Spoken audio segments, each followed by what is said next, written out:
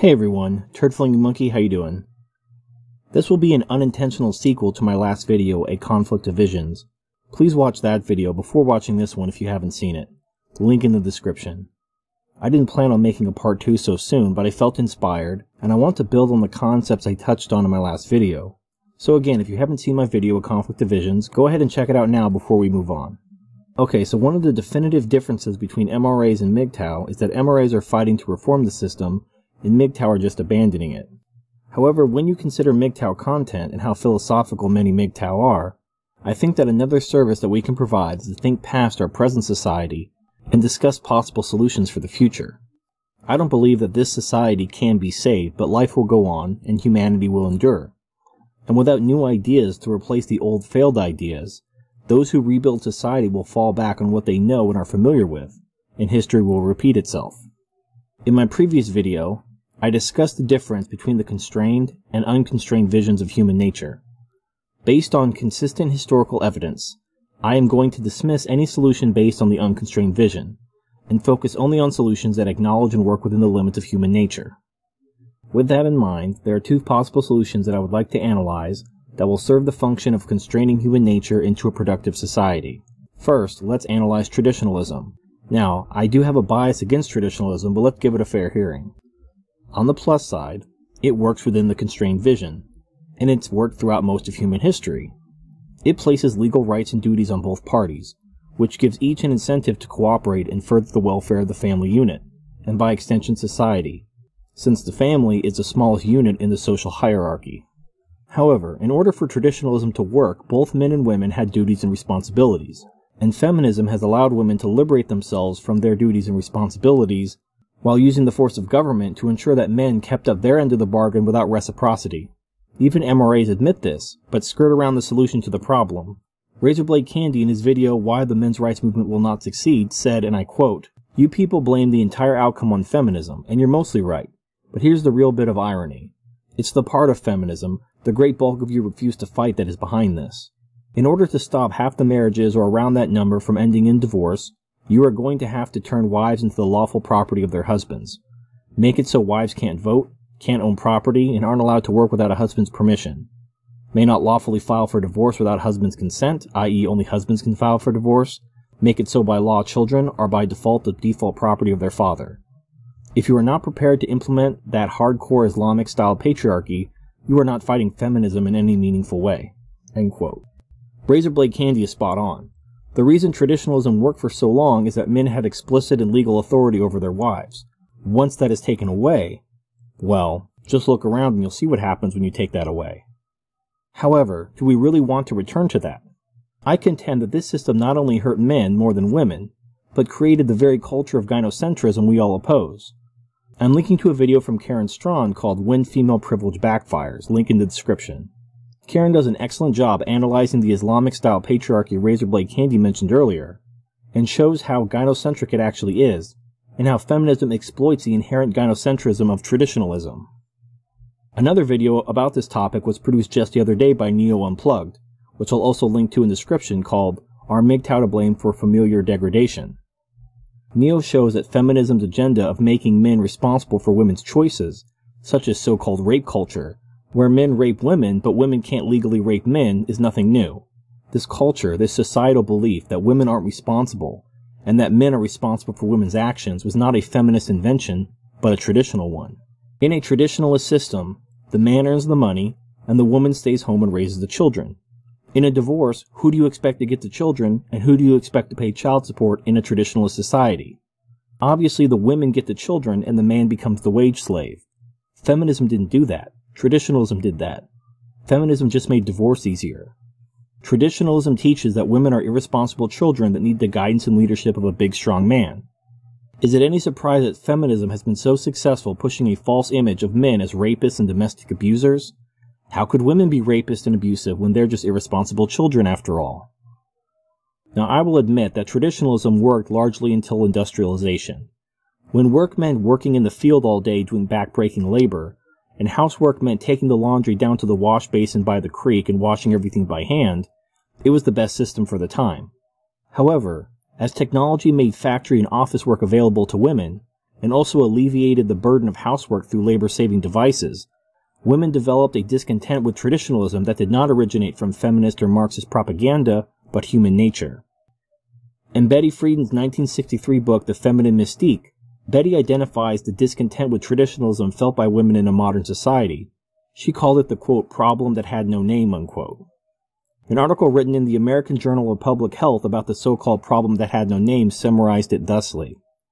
Quote, it was a strange stirring, a sense of dissatisfaction, a yearning that women suffered in the middle of the 20th century of the United States. Each suburban wife struggled with it alone, as she made the beds, shopped for groceries, matched slipcover material, ate peanut butter sandwiches with her children, chauffeured Cub Scouts and brownies, lay beside her husband at night. She was afraid to ask even herself the silent question, is this all? Unquote. In my opinion, traditionalism cannot exist for long in a technologically advanced society, where physically demanding work is not the norm, and technology has made housework that used to take the entire day able to be completed in a couple hours at most. I believe that this is why you see feminism in first world countries, but not poor and technologically limited third world countries. In order for traditionalism to work, we have to give up our technology, and go back to working on farms rather than in air-conditioned offices. Consider the Amish communities. For those of you who don't live in America, they're a traditionalist, kind of isolationist community, mostly in Pennsylvania.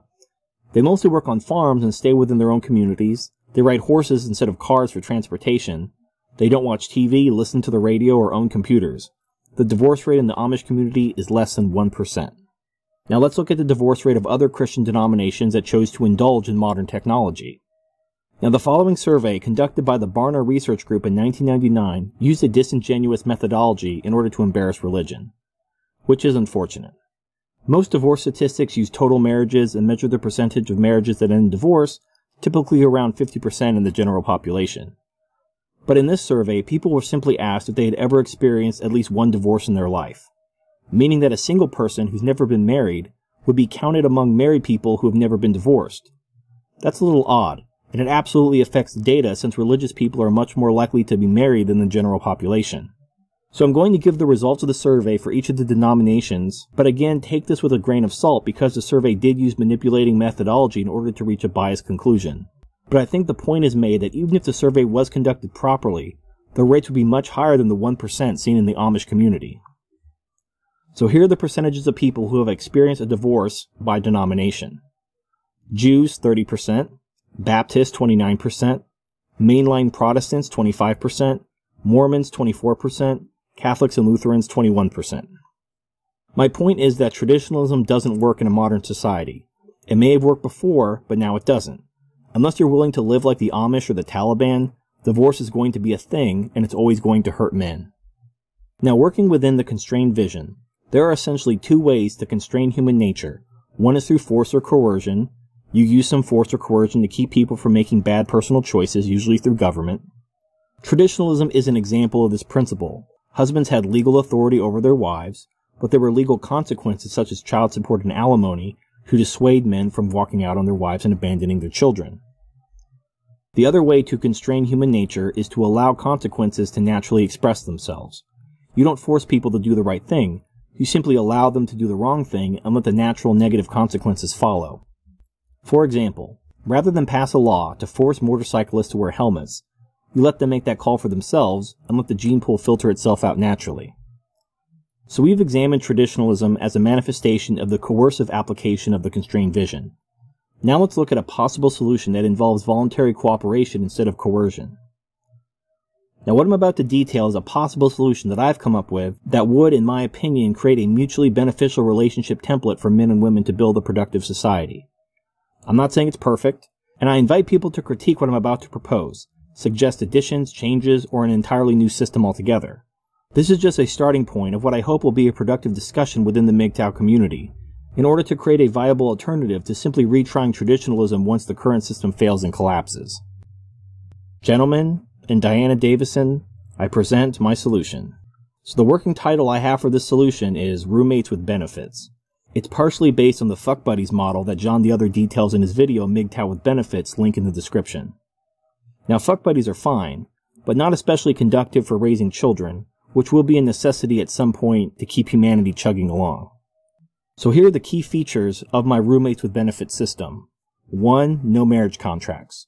2. Personal responsibility. And 3. Natural incentives. First, no marriage contracts. At all. Marriage is an outdated institution built to support a traditionalist system. Now, if you're religious, and you want to have a ceremony with a priest or whatever who declares you married before the sight of God and people throw rice at you, go nuts. Nobody's going to stop you, but there will be no marriage contracts. The state will have no part in marriage. Everyone will be treated the same in terms of rights, taxes, etc. There will be no legal benefits to marriage, and thus no reason to get married except as a religious ceremony if you choose to do so. Now I can hear the traditionalists howling and thumbing my video down as I speak, because marriage is the foundation of society. But you're misconstruing marriage with families. Marriage is just a legal construct. Families are the foundation of society. Marriage can still exist as an informal religious ceremony, but it will no longer carry the force of law. The man isn't legally obligated to take care of you anymore, ladies, so you had better bring more than your vagina to the table. You need to have your own career and income, and be responsible for half the household expenses just like a roommate. I don't care if the man makes more than you. You're paying half. That's how roommates work. If the man makes $60,000 a year and you make $40,000 a year, he's not paying 60% of the bills. He's paying 50%, and you're paying 50%. That's called equality. Now, there are opportunities to barter. For example, maybe you can't afford 50%, and the man chooses to pay more in exchange for domestic or sexual services. That's between you and him. The only property you're legally entitled to is what you bring into the relationship. There is no such thing as mutually owned property. Whoever paid for it owns it unless it was a gift. Private contracts can be drawn up and worked out individually if the couple chooses. Now this sounds like a terrible deal for women. How are women supposed to protect themselves against men who will walk out on them? Well, the obvious answer is to pick better men. I mean, come on ladies, not all men are like that. You just need to find the right one. Don't be so bitter. You just had a bad experience, and frankly, you may just have a small clitoris and don't know how to handle a real man. Seriously though, the first thing to recognize is that this arrangement doesn't harm women or benefit men, it's equal. I know that the status quo has been so overwhelmingly tilted towards women at the expense of men, but it's 2015, and women can earn just as much money as men, so deal with it. Secondly, you actually do need to consider your taste in men, ladies. If you reproduce with an irresponsible man, you did that to yourself. If you think that you can put on an act while dating, until you've trapped a man into marriage or with a baby, he's going to leave you when you drop the mask, and you did that to yourself. If you get pregnant from a man that expressly told you he doesn't want kids, don't expect him to pay for them. You have your reproductive rights, and so does he. So maybe consider character when selecting a mate, and have some character yourself, and you'll avoid most problems. Now, what if a young woman attempts to steal your man? There's nothing keeping him from leaving you. That's right, just like now when you leave us for another man and take half our shit with you. However, you have your own career, and you're contributing about 50% economically. You should be fine, even if he does leave you. But honestly, if you chose someone with character, and you had been a good partner to him, why would he want to leave? Yes, people do change, but if that's the case, he would have left you anyway. Also, under this system, young women won't be attracted to older men as much. The main reason women date and marry a sugar daddy is they want to get his money in a subsequent divorce. Women call this a starter husband. Without that financial incentive, these women will date men their own age because there's no money in it for them to date older men. And since women will be expected to contribute economically, they may not even care as much about a man's money in general. In the case of children, if the man affirmatively consented to having children, and the relationship ends, the default will be equal joint custody with neither parent paying child support to the other, in lieu of a private contract between both individuals. So in conclusion, this system basically lets people make bad decisions, and suffer the natural consequences as a result of those decisions. It expects women to work and contribute equally to men. It's true gender equality. Although this is essentially a rough draft, I'm very open to change. I believe that a system like this has the best chance in a modern industrial society to achieve good outcomes for men, women, and children. Unlike traditionalism, women aren't second-class citizens, and men aren't burdened with all the responsibility. Even if you're a woman that wants to be a stay-at-home mother and be taken care of by a man, or a man that wants a stay-at-home woman, you can still do that under this system. There just won't be a government to enforce it, and it will be up to both individuals to work that out between themselves, and create their own private contract if they choose to. Literally everyone wins in this scenario. The traditionalist men get their stay-at-home kitchen goddesses, and the women get their big, strong, manly providers. The feminists get what they say they want, gender equality. Actual no shit gender equality. Alright, that's the end of this video. Obviously something like this is a fundamental shift in gender dynamics, and I've only briefly outlined some of the basic principles. Let me know what you think, and what you would add or change in the comment section. Please like, favorite, and subscribe. Thank you for watching, and I'll see you next time.